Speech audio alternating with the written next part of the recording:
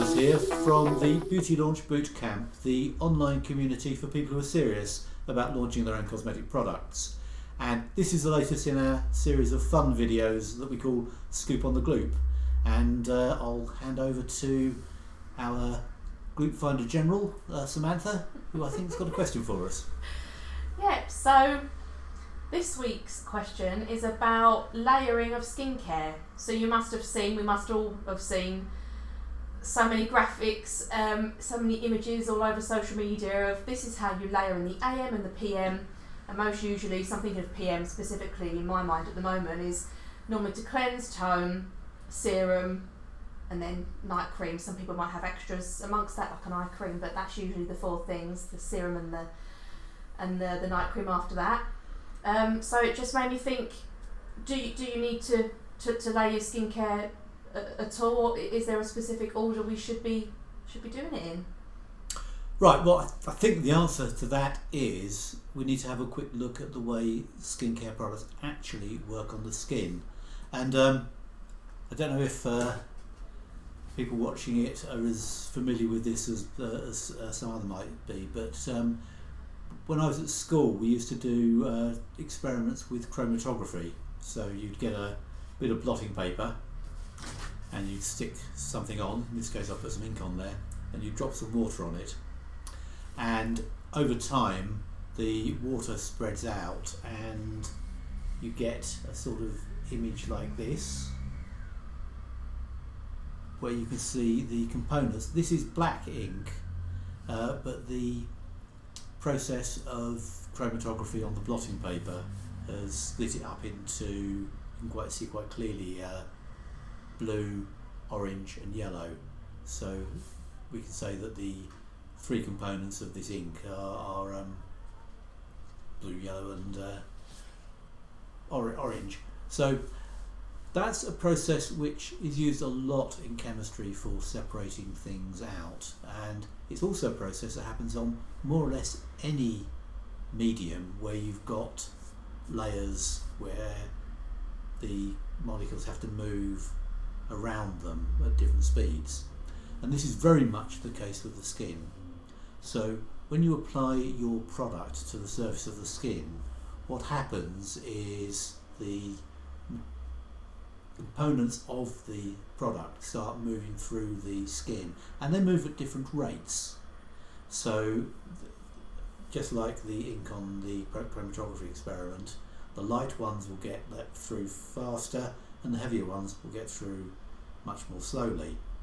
So it doesn't really matter which order you add your products, because if you add one product that will start the race and the materials will start going through the skin, then put another product on and they're behind them, but the process of separating them out is going on.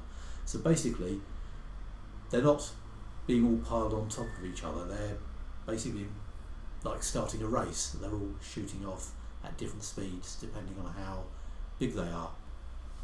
So when it comes particularly to face creams and serums, the intention behind the formulators when they first came up with them wasn't that one should be used in combination with any other. The idea was that they're used for treating different areas of the skin. In particular, serums generally have much higher levels of active, and the idea of that is for treating areas of the skin where you want to put a lot of active, usually small areas. So typically they might be going for the periorbital area around here, or sort of particular troublesome areas on the skin. When you're formulating a serum, you don't really imagine it being applied to a large area. A face cream, on the other hand, is for the face, so the idea is to put the product over the whole area. So it really doesn't matter which order you put them on in, because ultimately it's just a question of applying the materials where you need them, where they're going to do some work when they get through the skin. So I know this is something that's talked about a lot online, and I think it's about time I made a definitive statement on the subject. So I've prepared some notes here, and this is my statement on the matter.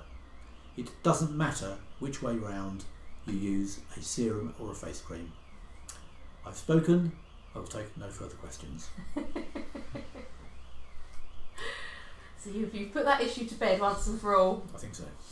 No, it's very interesting because I've done that myself. I've been in a shop and they don't do the face cream version of something. So like in TK Maxx, for example, where it's sort of like luck of the draw of what you're going to find in there. And I've found something that's the serum version of it, and I would just use it as a night cream. So I've just, a small pump, but it does get dabbed all over. So of course, if I had have seen the night cream of it at the same time, in my mind, it wouldn't really be worth buying both. It's almost like if you've got an ingredient covered in one product that you want to be in the race, should we say, then as long as it's covered in one product, why layer on something else? What I take from that is I would layer something in the future if the other product had different ingredients that weren't covered in the first one, because then in my mind I've got them all entered into the race, should we say. Yeah, exactly, but you're basically applying the materials to the skin and letting the skin sort out where they go to. You don't really need to help the skin by putting them together. They're not going to stay together for very long, whatever you do, so there's really no rhyme or reason to doing it one way around or the other. Very interesting. Yeah. Well, I wonder if that changes things for anyone watching this in the future, whether they'll stop layering anything in particular. Maybe if that's you can drop us a comment and let us know. That would be good. And so hopefully the online skincare community can move on to other subjects now this has been settled. Yes. Yeah, if there's something else that you'd like settled next, leave a comment on the Bootcamp Facebook page, which we'll leave a link for. Yeah, but actually I think we should do another product on the next one. Actually, I think people are more interested in products than in general principles, aren't they? Yeah. Okay, thanks a lot, Samantha. Thank you.